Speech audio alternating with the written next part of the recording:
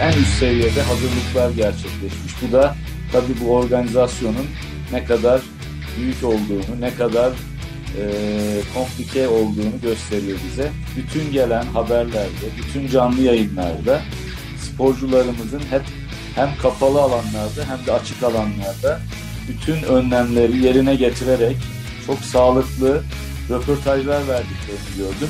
Tabii bu da Çin'in ne kadar bu konuda kararlı olduğunu, ne kadar doğru bir organizasyonun sürdüğünü göstergesi.